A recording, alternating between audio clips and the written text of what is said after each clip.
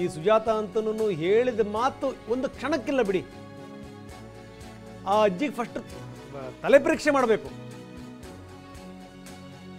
ಬುರುಡೆ ಕತೆ ಇದನ್ನ ಹೊರಗಡೆ ತೆಗೆಯೋದಕ್ಕಿಂತ ಮೊದಲು ಈ ಎಮ್ಮನ ಬುರುಡೆನಲ್ಲಿ ಏನಿದೆ ಅನ್ನೋದನ್ನು ನೋಡಬೇಕು.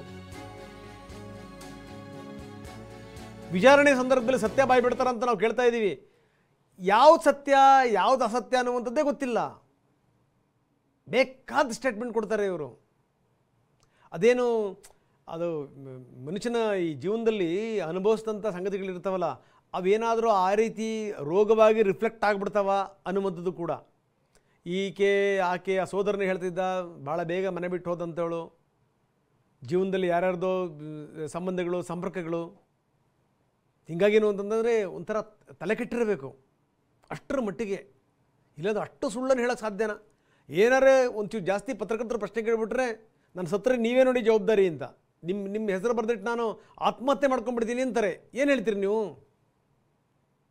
ಹೀಗಾಗಿ ಯಾರಾದರೂ ಈ ಕಡೆ ಸ್ಟೇಟ್ಮೆಂಟ್ ಕೊಟ್ಟರು, ಆ ಸ್ಟೇಟ್ಮೆಂಟ್ ಕೊಟ್ಟರಪ್ಪ ಇವರು ಅಂತ ಖುಷಿಯಾಗಿ ಹಾಕಿಬಿಟ್ರೆ ನೆಕ್ಸ್ಟು ಇಲ್ಲ ಇವರು ಹೆದರಿಸಿದ್ರು ಬೆದರಿಸಿದ್ರು, ಸ್ಟೇಟ್ಮೆಂಟ್ ತಗೊಂಡ್ರು, ಕ್ಲೋಸ್ ಕತೆ.